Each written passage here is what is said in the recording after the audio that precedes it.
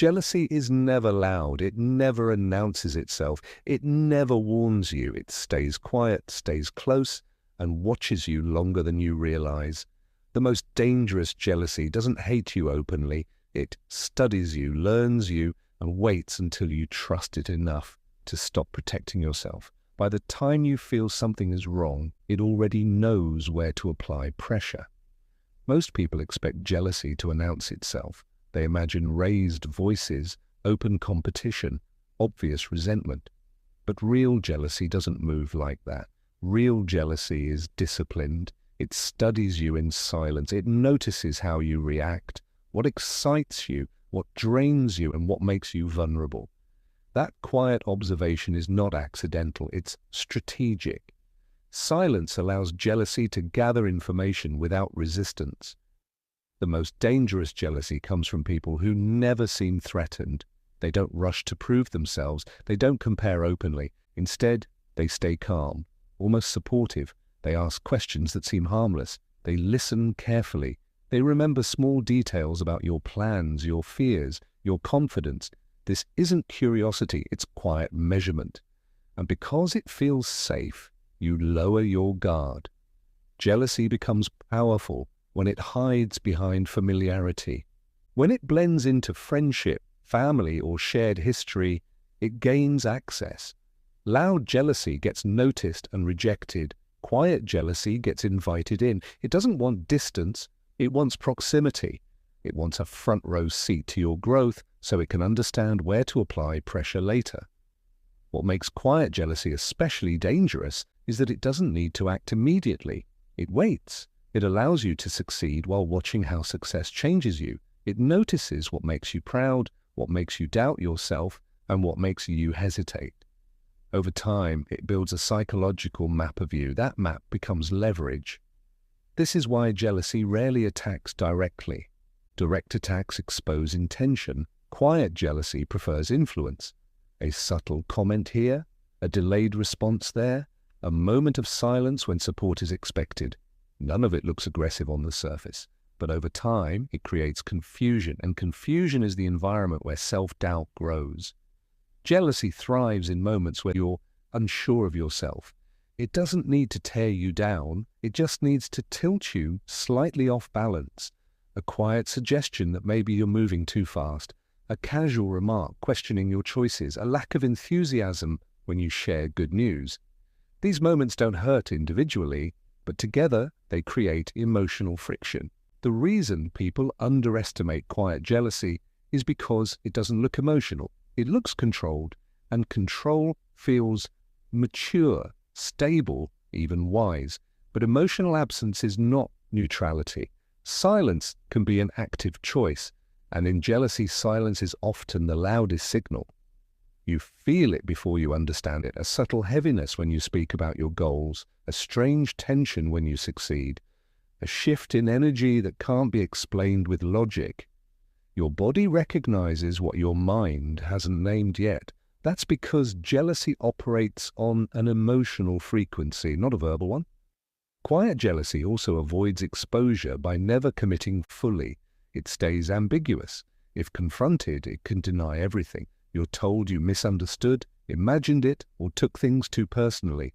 And because there's no clear evidence, you second-guess yourself. That doubt protects the jealousy, not you. This is why quiet jealousy is powerful. It doesn't need force. It relies on your willingness to explain, excuse, and minimize what you feel.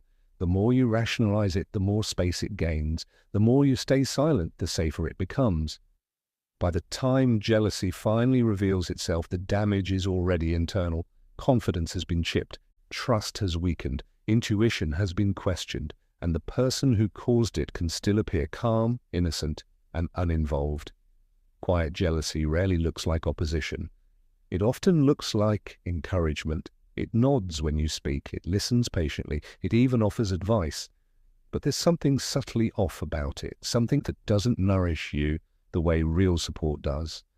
Instead of strengthening your confidence, it leaves you drained. That's because this kind of jealousy doesn't want to stop you outright.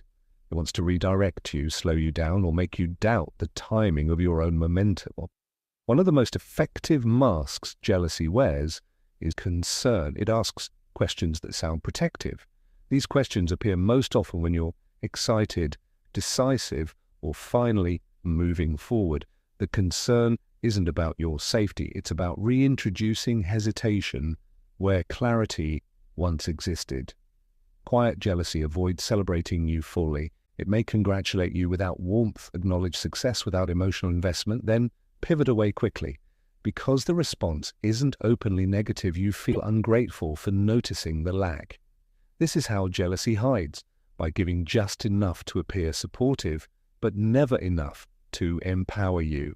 It supports what keeps you predictable and grows silent when you outgrow familiar roles.